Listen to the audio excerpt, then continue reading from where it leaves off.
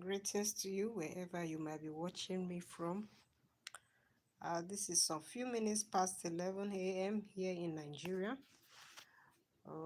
Just as the topic is, why do rich people get richer? That's what we are going to be looking at. So we'll be looking at why do rich people get richer. I am a young entrepreneur that loves talking about money. And on this channel, I give out free financial tips and insights here. If such channel resonates with you, then you can get connected. So without wasting much of your time, we're going to into today's business. We're going to be looking at why does the rich get richer. So that is what we're going to be looking at today.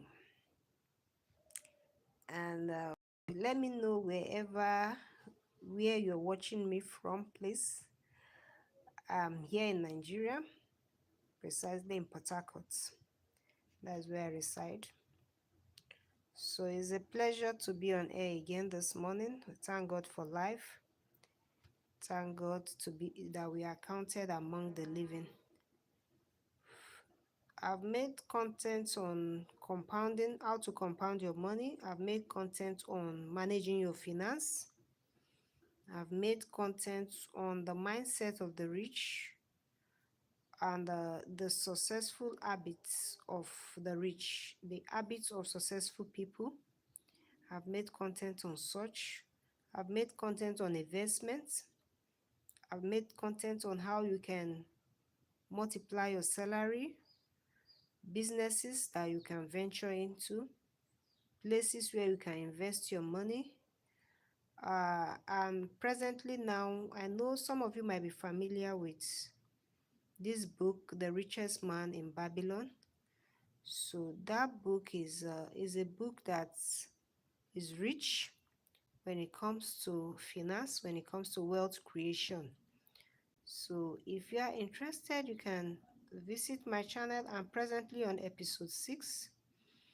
And in my latest video, I drop a link if you want to get soft loan with an affordable interest. If you are into that business already, but if it's a new business you want to start, they don't give out loan. It's an international financial institution. You can check it out, Baobab Microfinance Bank. Maybe you might have heard of it before. You can check the link, visit their office, and make the necessary inquiries that you need. So, and also, I also make a video where I talked about export business that you can venture into. I said, if you want to get full knowledge about it, the ideas, you can also check it in my description box. If I'm not asking for too much, do not forget to give this video a thumb up as we get connected, and also to subscribe for more financial tips and insights. Thank you for joining. Today we are not going to be wasting much time. We're going to be talking about why do the rich get richer. Now it is not luck. Let me start by saying this. It is not luck. It has to do with the mindset. There's mindset and there's a law that guides the rich. These two key things are very important. The mindset there talks about how the rich thinks. The rich has a way that it thinks. The rich doesn't think the way the poor think. Let me give you an instance. When you give the rich the money and you give the poor the money, the same money you give to them, let's say you give them 100,000 naira, 100,000 naira.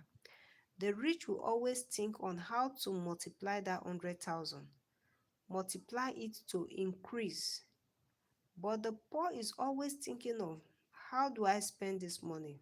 Oh, I have bills before me. Oh, I have rent. I have other things to attend to. That is one of the difference between them. Another difference between the rich and the poor is when it comes to job security. The poor is always so cling to his job. If I study in school, the next thing is to get a job. No, the rich is always thinking on, if what I want to get is not just getting grades from school, I want to get financial knowledge, I want to get financial education, because it is very important, because it is paramount. That is what they are always out there to get. They are always out there to get the financial education, because they see it very important.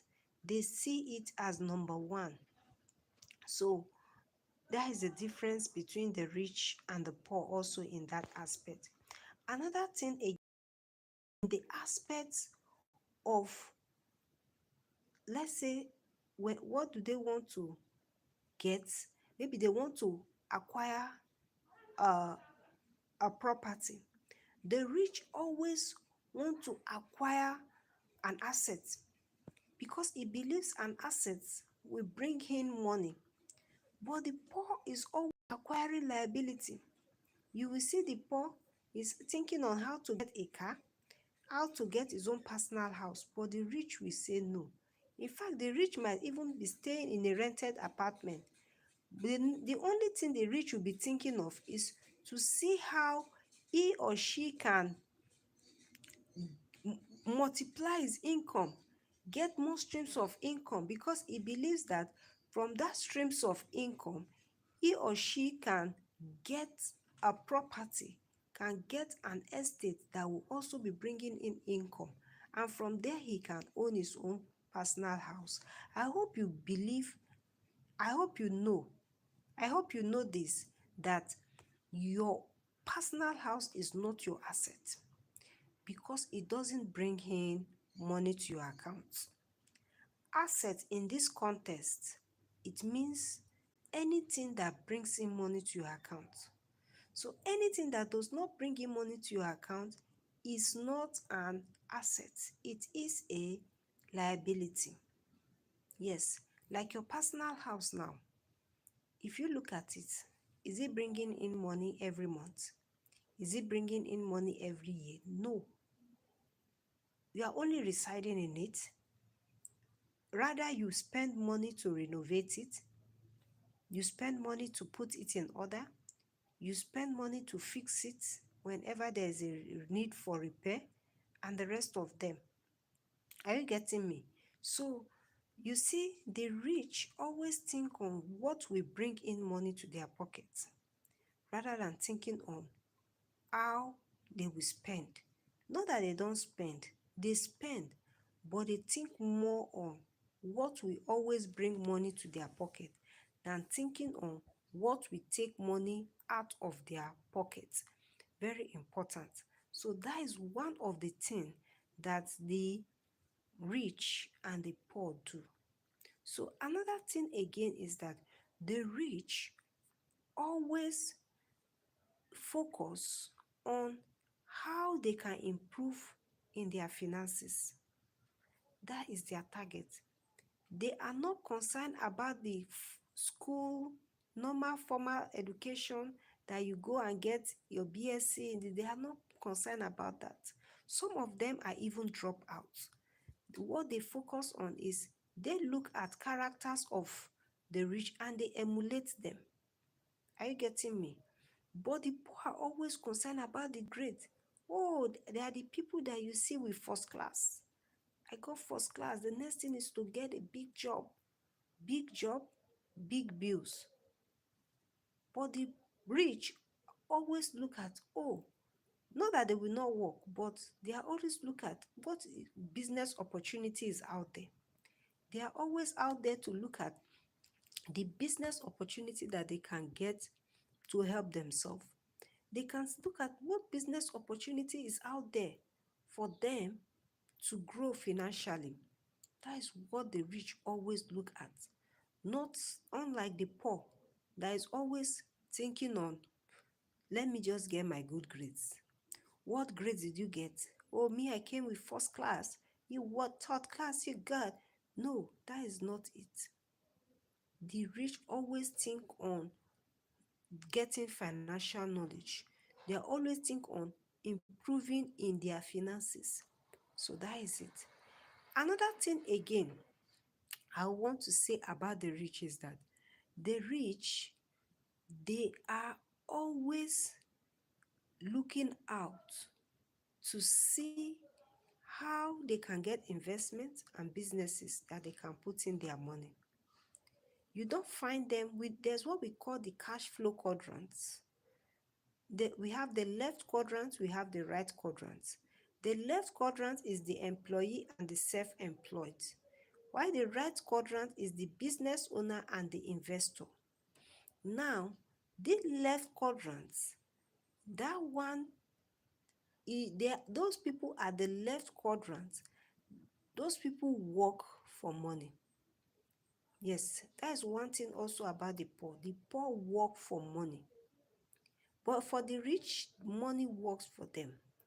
Now, what's the difference? Work for money, which is the left quadrant, the employee and the self-employed work for money. That work for money there means you need to be at work. Yes, you need to be at work for you to get that money. That means you are working for you to get money. The self-employed too, you need to open that chemist shop for you to get money. You need to open that supermarket for you to get money. You need to be there to run the affairs of that business before you can get money. If you are not there, the business will not work. If you are not there, the business will not grow. That is working for money, and that is where the poor find them. That is where the poor are categorized. Now, on the right hand side, the right quadrant, where we have the business owner and the investors. On the right quadrant, those people there, they money work for them. Yes, like the business owners, they own business system that is working independently of them. They might still have that same superstore, but they don't need to be in that superstore for the business to run. They don't need to be there for that business to grow. They have employees, they have managers that run the affairs of that business. Their own is that at the end of a financial period, they get their returns. Are you getting the difference? So now, the rich, money work for them. Now, let's talk about the investor. The investor that is on the right quadrant now. The investor, you get businesses. There are, like I just talked about investing. There are many investment vehicles. You can, term deposit is one of them. You can decide to get a reliable financial institution where you can fix your money, maybe for a period of 1 year. Are you getting me? 1 million. The returns you get from there, you don't need to be there for you to get your returns. No, you are not the one doing the business. You are going to sit and your alert to be given to you, get alert for your value. You just see your account being credited for that profit or the dividend of what you have invested. So that is it when it comes to the business owner and the investor. Very important, it is very key. The poor work for money. They need to work before they can get money. They need to labor before they can get money. But the rich, their own money work for them because they invest it. Now, the income that they get now, the poor get active income, while the rich gets passive income. Active income are income that you need to earn. They are earned income. They are income that it comes as a result of you working to earn it. Why the passive income, you don't need to work to earn it. It comes as a result of your investment or the business venture, which business system that you have put in place.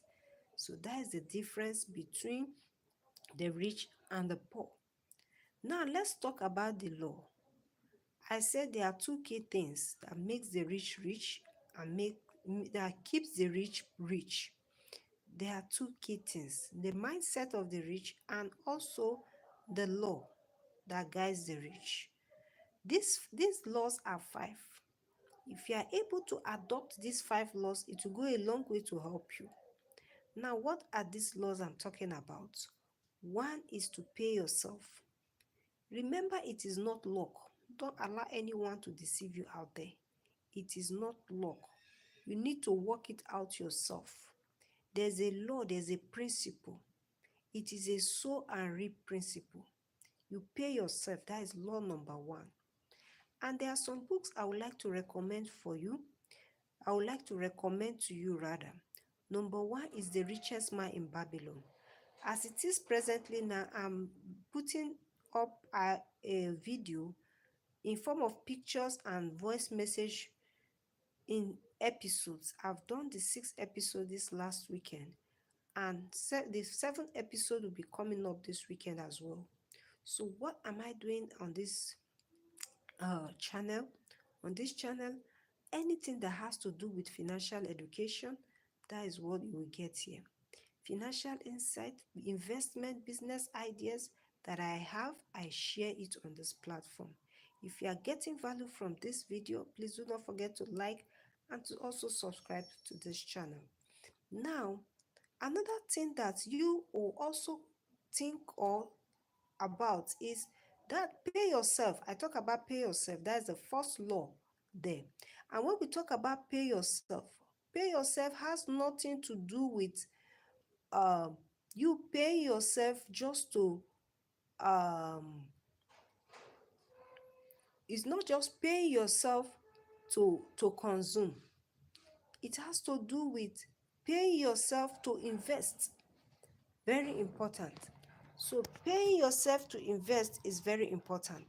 So it has nothing to do with you paying yourself just for you to consume. So that is one thing about the investment, the law that guides the rich. Pay yourself before you pay others.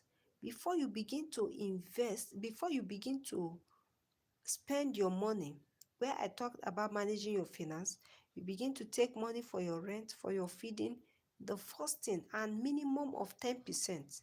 As you are paying your tithes, the first thing you pay your tithes as a Christian, you also taking your 10% that you will pay yourself.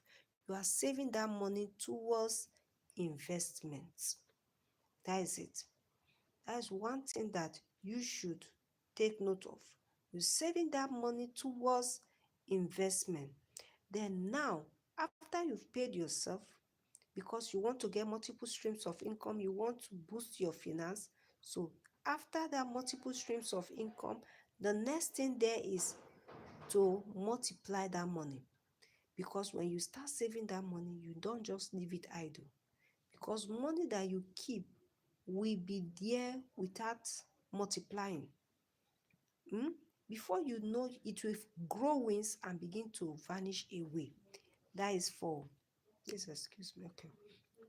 So if you have that money, it is advisable you multiply that money. You multiply the money and make the money multiply. Let that money increase. Yes. If that money does not increase, that means you have not started. You need to put it, get businesses, get investment that you can venture into that will make that money to multiply. That is law number 2. You need to multiply that money. The first one I say you pay yourself, and you're not paying yourself for consumption, you pay yourself to invest. You pay that money to yourself to invest that money. Then the second one is to multiply that money. The number 3 is to protect that your money from loss. In my video, I talked about the 3 guiding questions to investment. Before you invest, to avoid loss, ask yourself these 3 questions. Do I understand this business? Is my principal protected?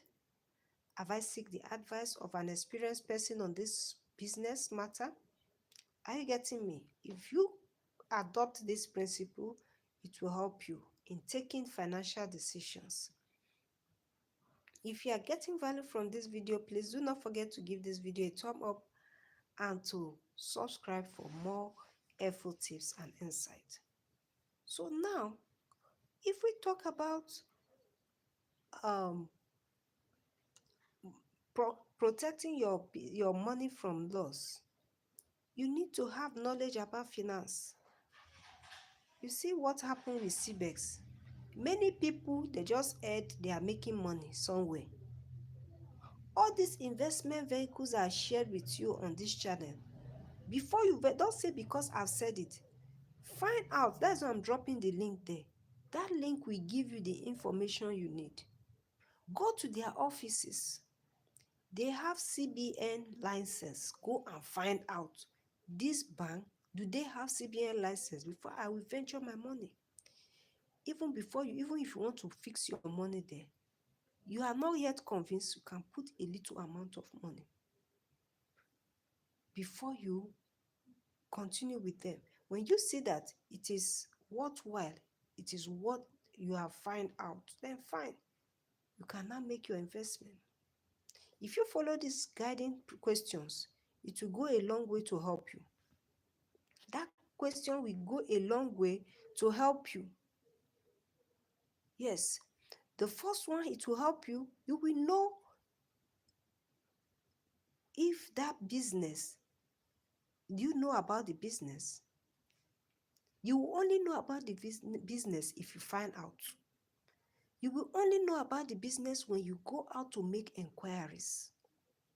That is why I said you don't just hear they say we go get 50%. They say you get 100% returns. Then you will now go and be doing it. No, no say they say go and find out. Go to the necessary quarters that you need to go to and make your necessary findings. Are you getting me?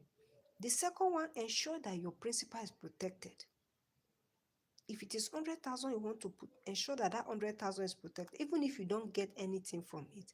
But ensure that your 100,000, you can get it and take it back to where you took it from. Are you getting me? Then the third one, you seek advice of experienced people. There are people, no matter what you want to do on this earth, there are people that have done it before. There's nothing new. You want to invest in foodstuff, there are people that have done it before. Go and get advice from them. Go and get counsel from them.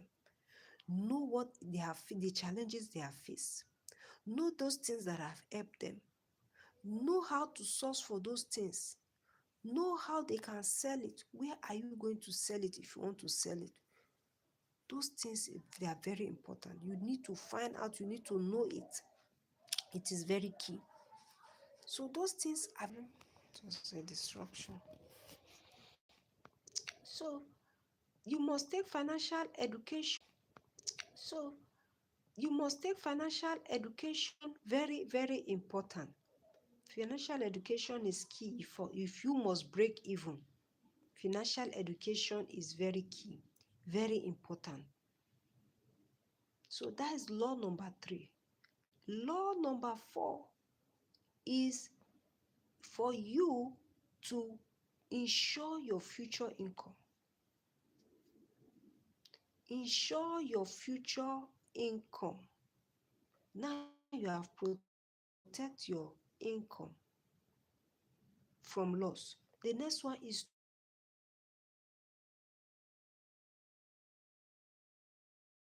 ensure that your income, your money, let your money not just end with you. Let people make reference to your wealth. This man, not that he has money before. He has money before, he has money now. And see his children, they are still running the business. That business is their grandfather that established it. Now it's the grandchildren that are running the business. That is ensuring your business in the future. It is very important to ensure your business in the future. It goes a long way to speak how financially successful you are. So that is it. Financial education is something that everyone should have, because finance is a defense on its own. These laws guide the rich. They don't play with it, no matter how simple it may be. No matter how simple it may be, the they don't play with it. They take it very seriously. They take those investments very seriously. And that is why I believe that financial education should be inculcated, should be introduced into the curriculum in schools. The federal government should consider putting it, teach people how to make money. If they have this knowledge, in fact, the rate of unemployment will reduce because they're already having ideas on what to do before they leave school.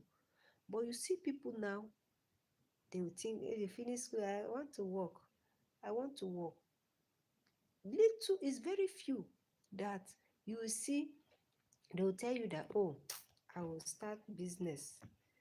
I will start this. They say, where's the money? They don't know that there are some business that you don't even need money. They are good in maths. They are good in some skills. You don't know that it's an opportunity for you to begin to air it out. Begin to share it online to the people out there so that they will begin to benefit from it. So just a recap of what I've said. Then I will still be online, but I'll be putting just like a background picture that from there I'll go to do other things. So a recap, I talk about mindset. Mindset is very important. Don't play with your mindset. The way you think about money is very important. Any money that you have, always think on how you can multiply that money. You have 5,000. Don't think on how you subtract. The first thing that comes to your mind, how do I spend this money? The first thing that should come to your mind, if you want to grow financially, how do I multiply that 5,000? Do you know that when you multiply that money, it will be, you can even use that money to do other things? Do you know that? Those things you want to buy, you can do those things from the profit you get from it, from that 5,000 that you have invested. You have used it to multiply. You can use it from there. Are you getting me? So that is it. That is for the mindset. Then for the loss, we look at pay yourself. Before you think of spending it, pay yourself and invest it. The second one, multiply that money. Don't just keep the money and say you are saving. Use the money, put the money to work, begin to invest. There are many things to invest. Invest in businesses. I've talked about 4 highly profitable places that you can invest your money. So you can try all this. You can check it out. Where can I invest? Even if you are working, there are other investments you can do that you don't need to be actively involved in it. So you can venture in it to go a long way to help you.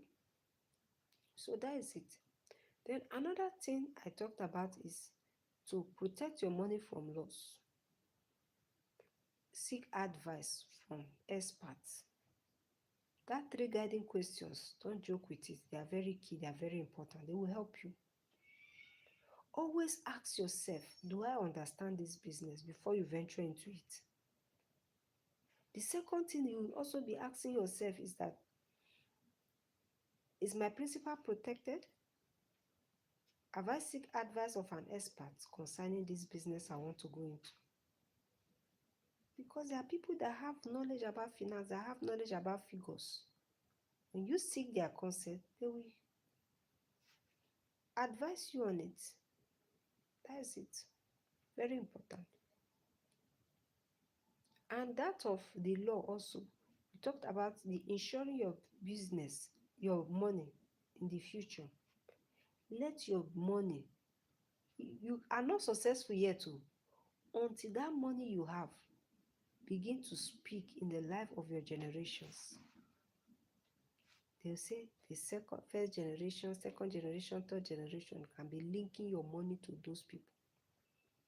Yes, that is when they will now say you are successful. I'm going to leave you with my video. I'll be playing it in the background.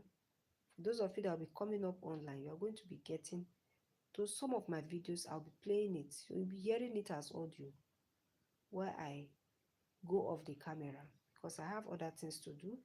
I thank you for your understanding. Do not forget to give this video a thumb up, please. As you are getting connected, give it a thumb up as I leave the screen. Or if you are just joining, please, thank you. Give the video a thumb up before you leave. So that is it. Thank you, and do have a blessed day.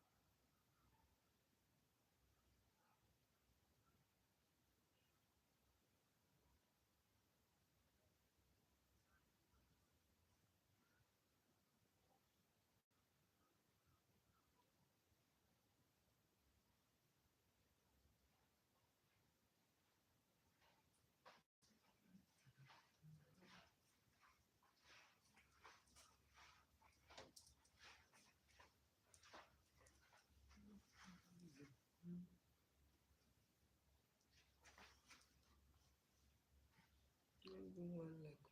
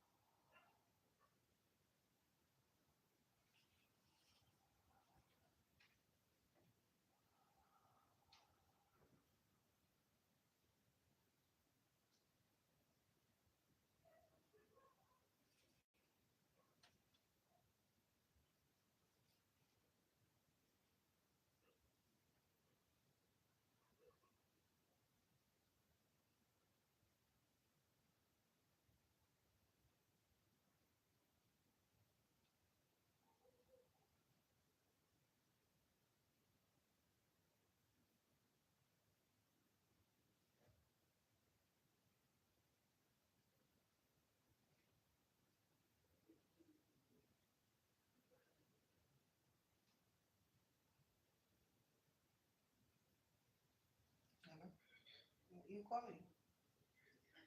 Yes. No. No.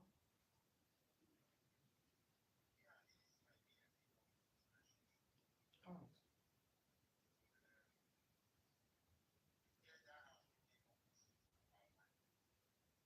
Okay. Okay. It's okay. No. No problem.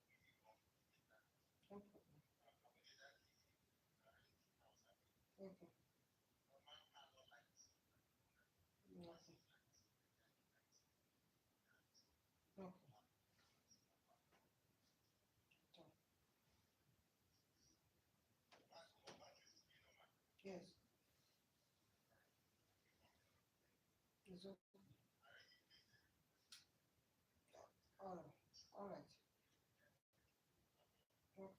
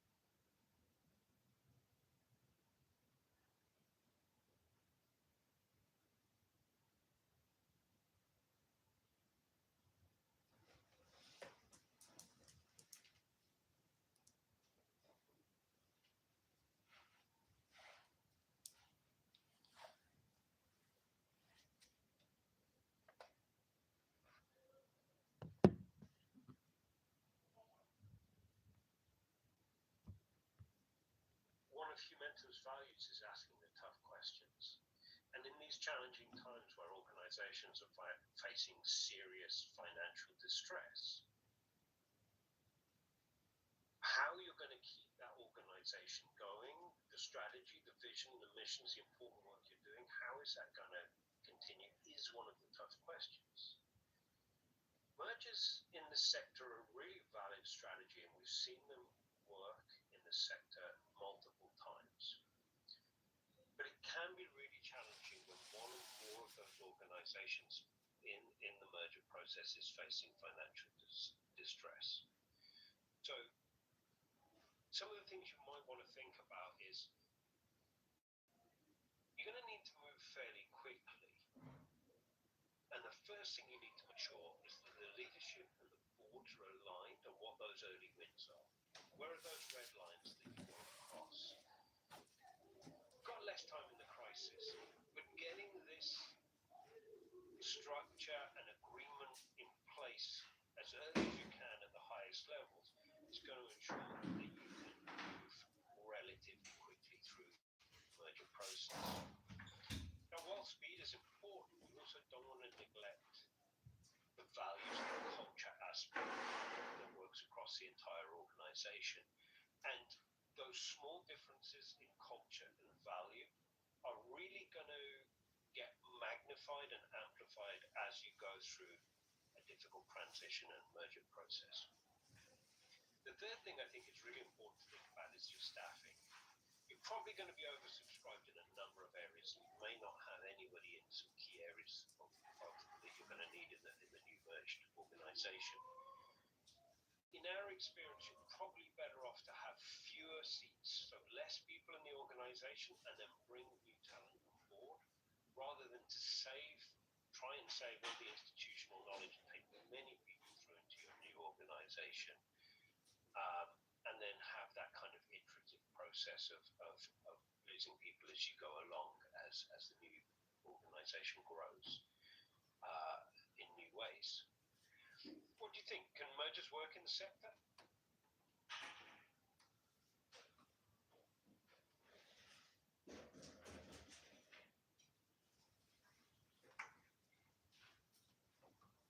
Do you want to buy UK property but only have around £40,000 to invest? Then consider the two-step process. This allows you to buy any investment property in our range for a period of 3 years in 2 steps with just £39,999.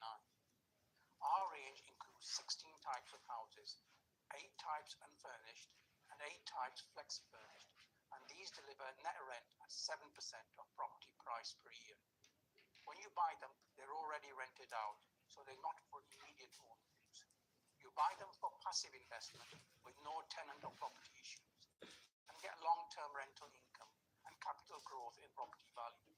For example, you can buy our 2-bed H1 house that costs $69,999 by making a reservation, buying a small 1-bed house for $39,999 in step 1, and then upgrading this to the 2-bed house by making the final payment of just $16,800 in 3 years in step 2. Your property cost is just $59,200 because you build $10,200 discount by owning the interim 1-bed house for 3 years, which acts like a stepping stone to get your final property. It's even better, as normally the price on the 2-bed house may increase to around $80,000 over this 3 to 4 year period, but your prices are fixed at the original level, so you pay $59,200. You have full ownership security at all times with UK land registry title registered under your name after each step. There is no loan, no interest, and it works out over £10,000 cheaper than using a buy-to-let mortgage to fully own the property. Visit the 2-step page to see the payments at each step for all of our investment houses. This deal is for property investors who don't have enough funds to buy a property outright and is limited to 1 per buyer. If you do have enough funds, then it's best to buy in 1 step as you benefit more. These are standard commodity freehold houses that are in high demand and can be used for any residential purpose. They're located in 28 areas in the north of England, are fully renovated, guaranteed, and already rented out to our own tenants. By buying any of these houses, you can get up to 13% returns, and you don't need to do anything or have any ongoing costs or liabilities. We're a family business based at this site in Burnley, north of Manchester. We're award-winning and fully accredited, and the BBC have produced 5 television programs on how we buy, renovate, rent out, and then sell at the best prices in the UK. Please go ahead and visit our website.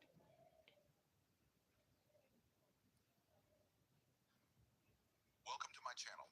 In today's video, I will be sharing with you how to manage your finances using the 50-35-15 ratio. The 50-35-15 budgeting method is a structured approach to managing finances effectively. This strategy helps you allocate your income in a way that covers essential expenses, builds wealth, and allows for some personal enjoyment. Here's how it works. 1. Allocate 50% for needs, essential expenses.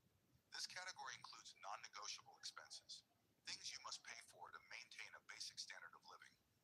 What falls under needs? Housing, rent, mortgage payments, property taxes, and home maintenance. Utilities, electricity, water, gas, internet, and phone bills. Food, groceries, meal essentials, and basic household supplies.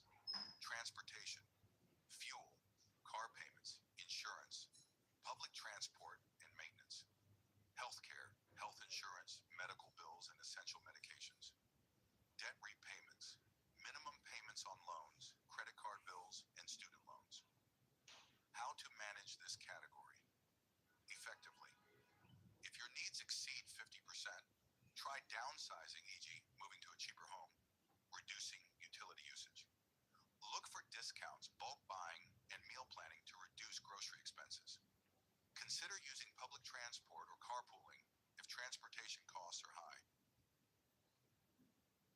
Leader 2. Allocate 35% for savings and investments. This portion is dedicated to building wealth and financial security. Instead of just saving money, focus on growing it through smart investments. How to distribute this 35%? Emergency fund 5 to 10%. Save 3 to 6 months worth of expenses in a high-yield savings account. Retirement savings 10%. Contribute to retirement plans like 401k, IRA, or pension schemes. Investments 15 to 20%. Invest in stocks, mutual funds, real estate, or business ventures to generate passive income. How to manage this category effectively? Automate your savings to ensure consistency. Diversify investments to reduce risks. Regularly review your portfolio to adjust based on market trends. Avoid keeping all savings in a low-interest bank account. Invest wisely to build wealth. 3. Allocate 15% for wants, personal and lifestyle expenses. This is the fun category, spending money on things that make life enjoyable but are not essential. What falls under wants? Entertainment, streaming services, concerts, movies, and sports. Dining out, restaurants, coffee shops, and takeout. Travel and leisure, vacations, weekend getaways, and hobbies. Luxury items, designer clothes, gadgets, and accessories. Subscriptions and memberships, gym, magazines, and other non-essential services. How to manage this category effectively? Stick to the 15% limit to prevent overspending. Prioritize experiences over material items. Use rewards programs and discounts for entertainment and travel. 8 final thoughts. Making the 50-35-15 rule work for you. Checkmark, track your expenses, checkmark. Adjust based on income changes. If you get a raise, increase your savings and investments. Be disciplined. Avoid using your wants budget for unnecessary splurges. Review monthly. Assess your spending habits and make improvements. This method ensures financial stability, and it leads to a balanced and stress-free financial life. Thank you for watching. Have a lovely day. Breaking news. The home is under attack by stains, disease-causing germs, and so much more. An all-out war. But not for long, because hypo is here. Dirty floors and surfaces. Not on our watch. Dirty and stains no fit do shakara. We got the remedy, original palasa. Hypo, go hypo. Protect your home every day with hypo.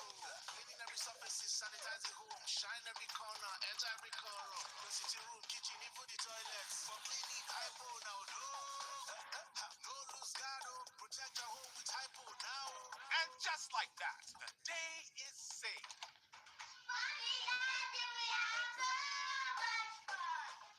Germs always find a way back. No green. Protect every day with hypo.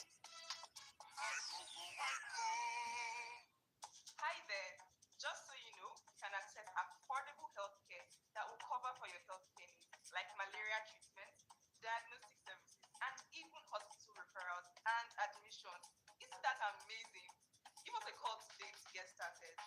Dial 0700 AXA Mansard, that is 0700 2926 267273, and follow the prompts. Bye.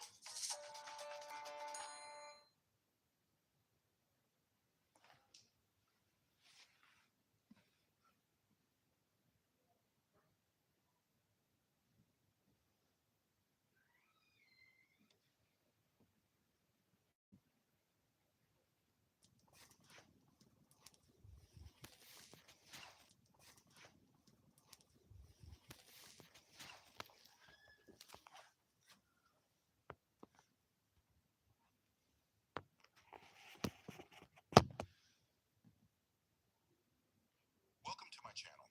In today's video, I will be sharing with you 20 differences between the mindset of the rich and the poor. will like to get more of these tips, like the video and subscribe to my channel. Here are the 20 differences. 1. Mindset towards money. Rich dad believes that money should work for you. Poor dad believes you must work for money. 2. View on job security. Rich dad encourages entrepreneurship and building assets. Poor dad values job security and a steady paycheck. 3. Understanding of assets and liabilities. Rich dad understands the difference and focuses on acquiring assets. Poor dad confuses liabilities with assets, e.g., thinking a house is an asset even if it generates no income. 4th approach to education. Rich dad supports financial education and real-world experience. Poor dad believes in traditional education and academic success. 5. Risk-taking. Rich dad encourages taking calculated financial risks. Poor dad avoids risks and prefers financial stability. 6. Taxation perspective. Rich dad uses legal strategies to minimize taxes. Poor dad pays taxes first and tries to save whatever's left. 7. Working for money versus making money work. Rich dad invests in income-generating assets. Poor dad works hard for wages and relies on salary. 8. Attitude towards debt. Rich dad strategically to acquire assets.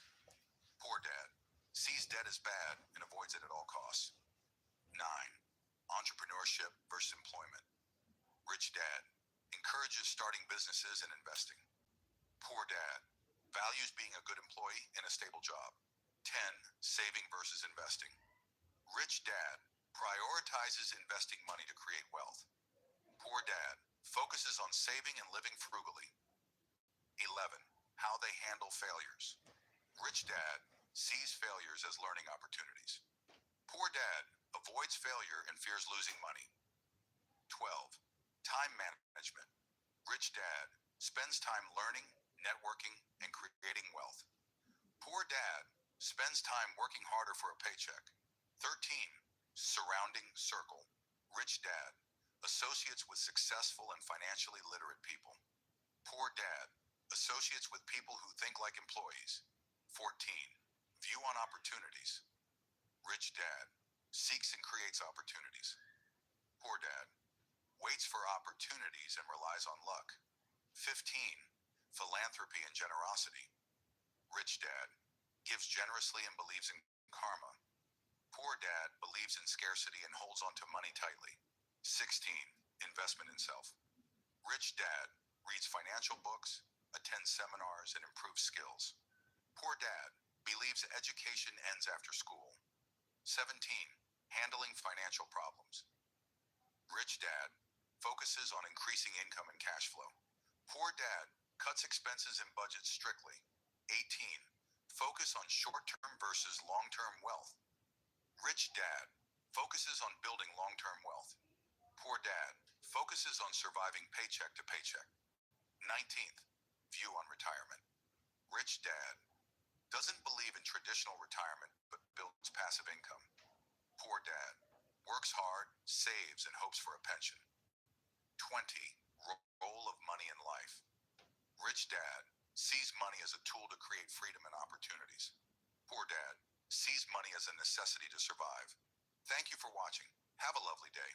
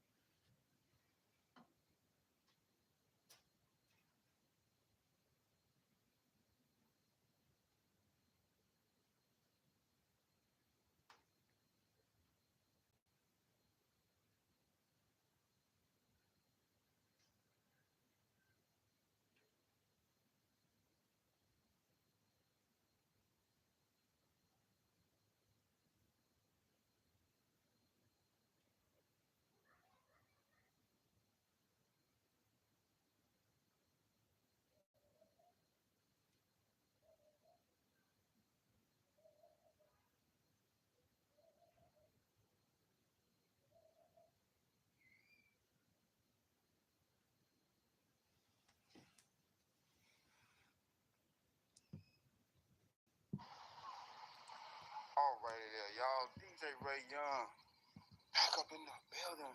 Outside, you might say. I am doing this boy mystery today. Alright, so I'm gonna just go and run it down. How to find me. DJ Ray Young on everything. Phone number 281-433-2019. Company name is DJ for Life Mobile Services. That's FOE. That flag, yeah. You see me in. That's DJ for Life. Apparel.qbstores.com. Alrighty, y'all. We're gonna be running quite a few things today. We got the photo booth, we got the outdoor games, we got glow sticks, and we got the phone. So I'm gonna try to do all that stuff. I do have some help with me, so you will see them also in the video. And yeah, really that's about it. I'm doing like I usually do. I say honestly.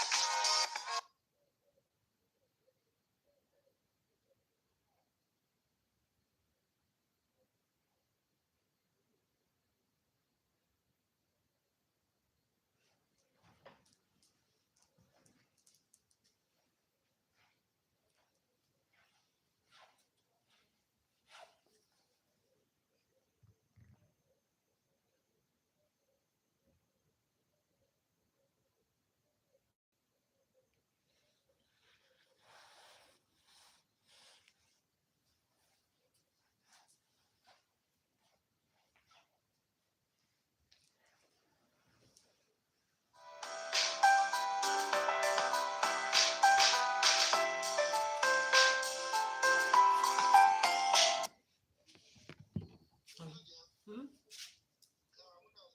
Good idea, ne? All right. All right.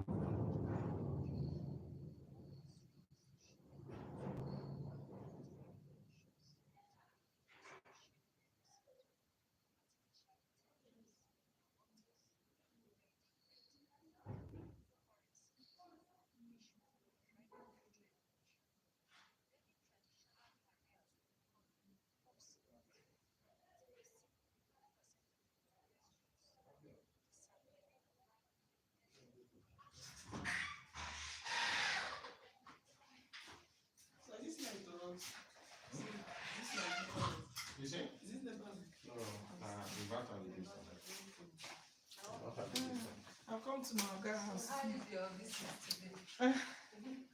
Doing well. Invert with this one. Invert with this. So you see the light, the network, like this side. Okay, you sit down, get network. The network here is stronger. So she dey do her YouTube this thing.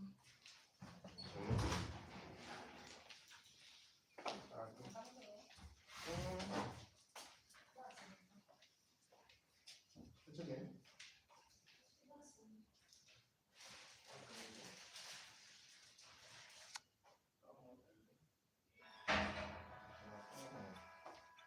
That's for how good it is.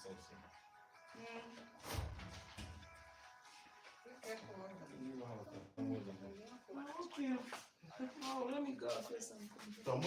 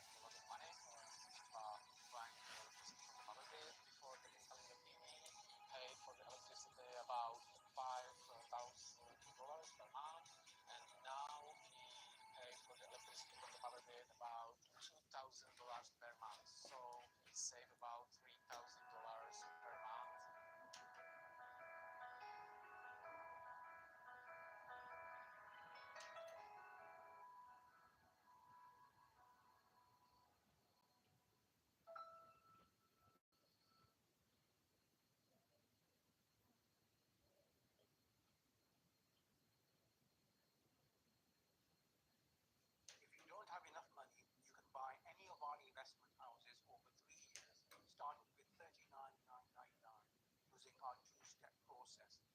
For example, you can buy our two-bed H1 house that costs $69,999 by making a reservation, buying a small one-bed house for $39,999 in step 1, and then upgrading this to the two-bed house by making the final payment of just $16,800 in 3 years in step 2. Your property cost is just $59,200 because you build $10,200 discount by owning the interim one-bed house for 3 years, which acts like a stepping stone to get your final property. It's even better, as normally the price of the two-bed house may increase to around $80,000 over this 3 to 4 year period, but your prices are fixed at the original level, so you pay $59,200. Your full ownership security at all times with UK land registry title, registered under your name after each step.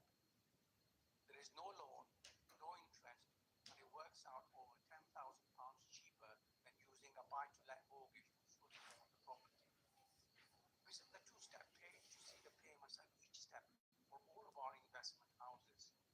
This deal is for property investors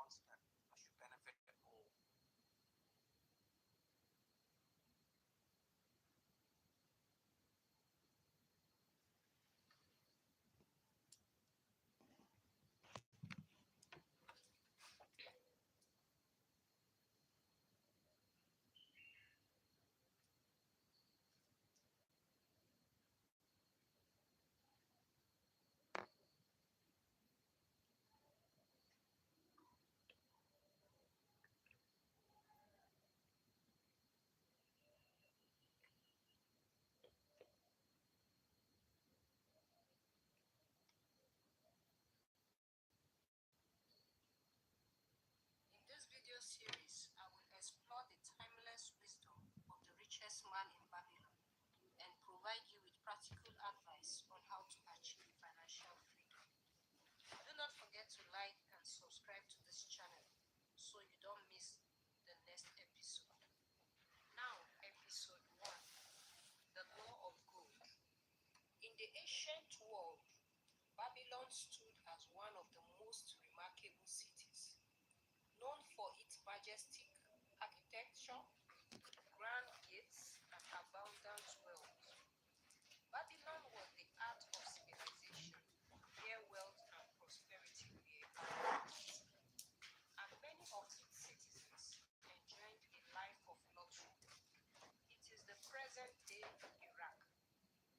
Akkad, a young scribe who lived in the early days of Babylon, rise to power and influence.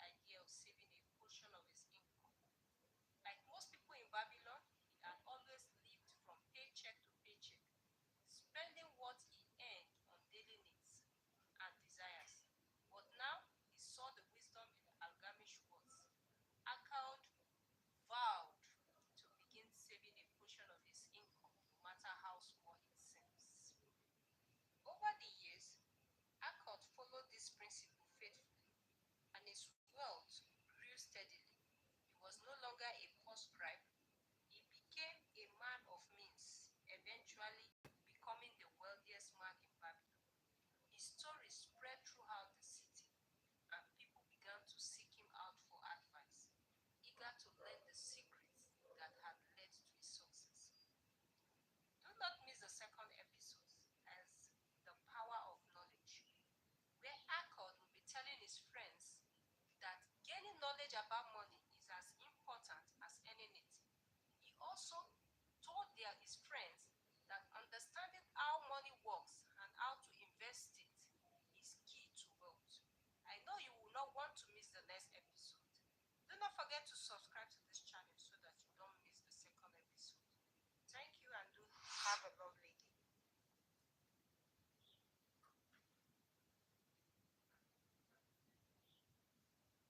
One of Humentum's values is asking the tough questions. And in these challenging times where organizations might be facing serious financial constraints, how are you going to keep that organization going? The strategy, the vision, the mission, how is that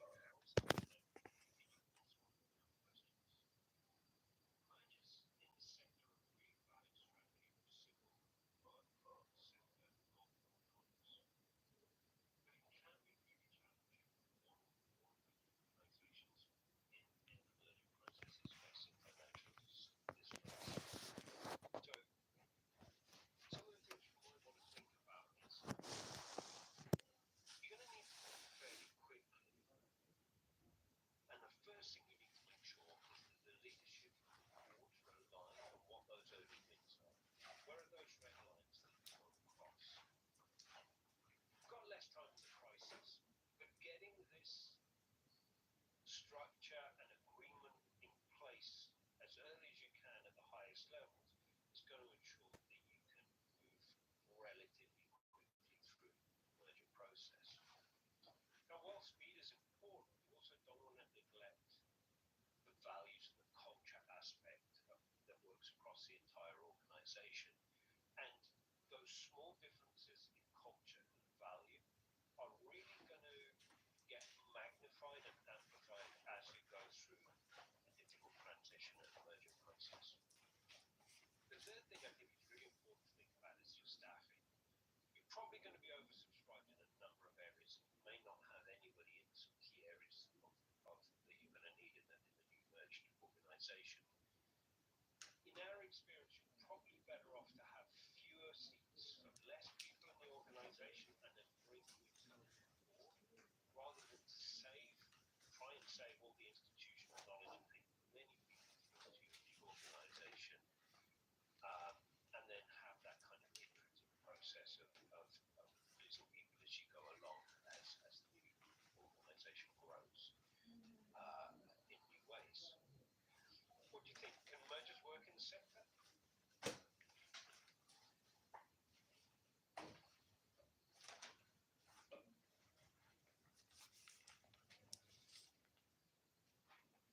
Coma, an effective weapon against malaria. Coma on, malaria gone.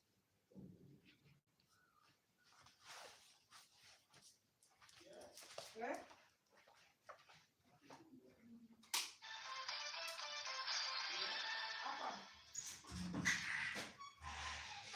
Welcome back to the program. So, it's the first quarter of the year already, and a lot of us made resolutions, maybe from the 31st of December or maybe from Christmas for the year 2025. How are we doing so far with those resolutions? As we say, how far in Nigeria? We have someone to set you on course and then help you move a little closer to your dreams. He's been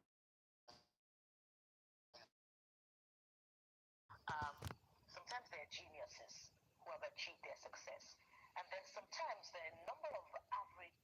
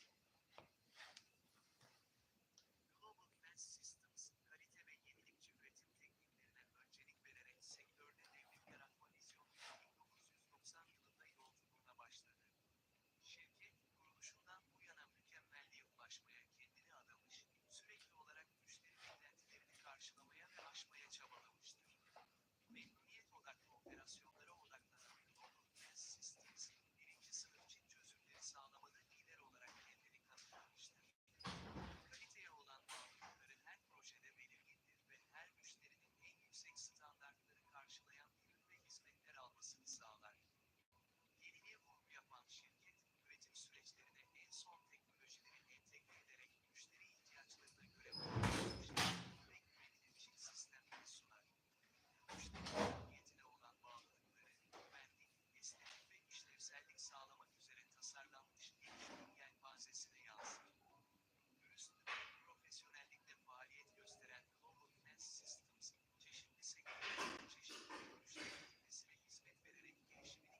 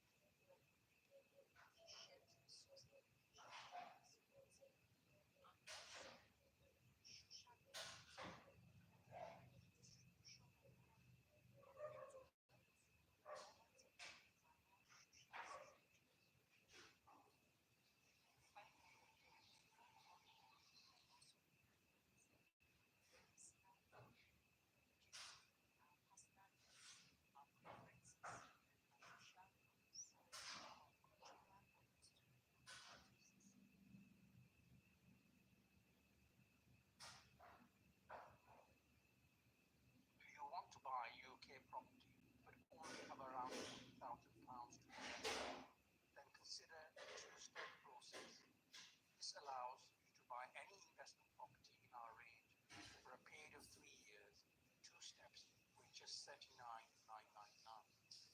Our range includes 16 types of houses, 8 types unfurnished, and 8 types flexi furnished, and these deliver net rent at 7% of property price per year. When you buy them, they're already rented out, so they're not for immediate home use.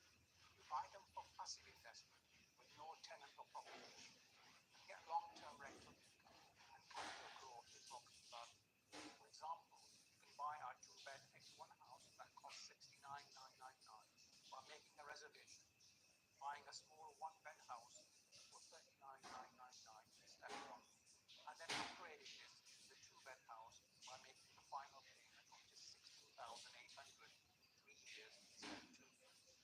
Your property cost is just 59,200 because you build 10,200 discount by owning the interim 1-bed house for 3 years, which acts like a stepping stone to get your final property.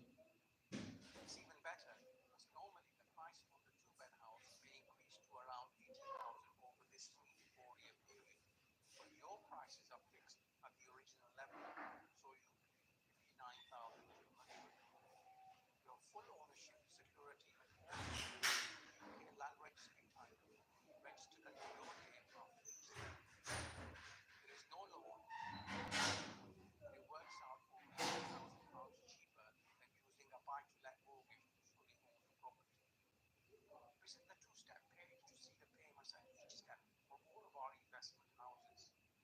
This deal is for property investors who don't have enough funds to buy a property outright and is limited to one per buyer.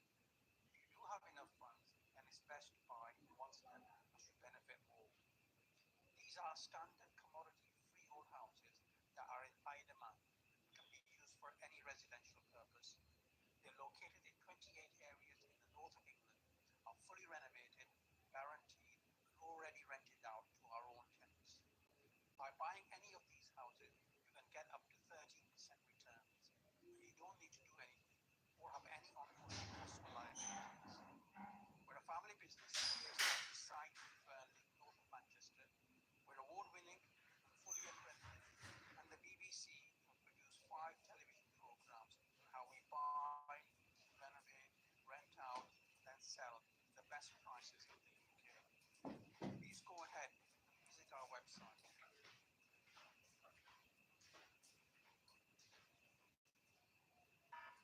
Breaking news. The home is under attack by stains, disease-causing germs, and so much more. An all-out war. But not for long, because hypo is here. Dirty floors and surfaces. Not on our watch.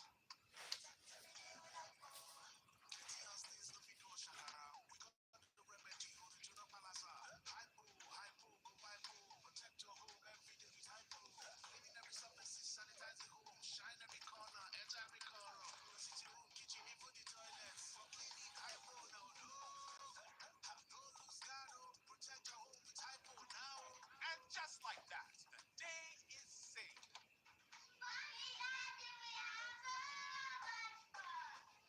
Germs always find a way back.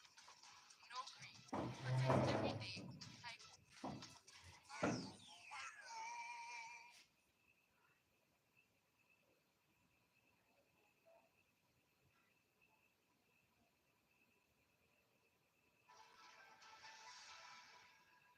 Today, I'm opening the show with a conversation on the compulsory voting bill that the Honorable Speaker of the Federal House of Representatives and a number of other co-sponsors have tabled. It is believed that because of the importance of voting as a civic obligation, that we have to talk about how to make our people to go out. So this bill has been introduced and it has attracted quite a bit of controversy. So to join me in that important conversation today, I have 2 important members of the Federal House of Representatives, starting with here in the studio. I have Honorable Daniel Asama of the Labour Party, who represents the Bassa Jos North Federal Constituency, a Veteran of International NGOs for Humanitarian Affairs. Honorable Daniel, welcome to Research Sources. Thank you. Thank you. I appreciate it. And also joining us virtually from Uyo, we have Honorable Mark Esep from the PDP, who represents Uyo Uran Isit Atai Ibesipo as Sultan Federal Constituency. Honorable Mark, you're welcome to Research Sources. Thank you very much. All right. Thank you. So let's start with Honorable Daniel Sama from Plateau. Yes. Now, can you just give us, being one of the co-sponsors of this bill, you are co-sponsoring this bill with the Speaker of the House of Representatives, can you just give us in 1-2 minutes the essence of the bill? So thank you. In fact, this bill is very important. I think not only to the fact that it's going to address the issue of low turnout for voting, but it's going to shape the entire electoral process once again. I've heard people in different quarters speaks about electoral reforms. We at the constituency levels, when we do consultations and town hall meetings, these are some of the things that comes up. People talk about readdressing the issues of elections. I mean, even the electoral act as it is, people are looking at stuff in it and they want it to be readjusted in so many forms. This bill is to inform and to feed that cravings of the people. This is not just coming from the blue, but it's coming from the cries of other people in this country. And also, I'll tell you sincerely, the lost, the resources that the government puts into doing election and how it always turn out to be a waste, this cannot continue. This bill, for me, is to reshape and reorient the mindset of our younger people. It is not targeted at a particular gender, or let me say it, demography, but it is to generally re-inform and reorient Nigerians about some of our civic duties and what it takes to be actually a patriotic and a loyal citizen. I will tell you, national reorientation of our core values is what Nigeria is needed in every sphere. When people cry out for corruptions, when they cry out for mismanagement in government, it's because people are not being true and loyal to the policies of the country. It's not that the policies are not there, it's just that people are not being loyal and being truly patriotic. I would tell you, we seek to see a bill that will reintroduce those values to the Life moves fast. Your bank should too. Tap, boom, done. Banking that moves at your speed. Get paid instantly. Transfer with a tap and flex your cash. No stress. Need a card? Create one in seconds. Saving for a dream. We got you. No hidden charges, no drama, just smart, smooth banking. Easy Bison. A new kind of banking. Download now.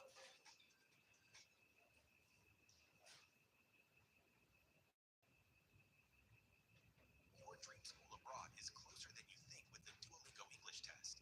Prove your proficiency from the comfort of your home in just 1 hour at only 1/3 of the cost of other tests and receive your results in 2 days. No test centers, no long waiting times, and no expensive costs. Accepted by over 5,500 institutions worldwide, the Duolingo English test is your passport to the future. Sign up for free and take our unlimited free practice tests.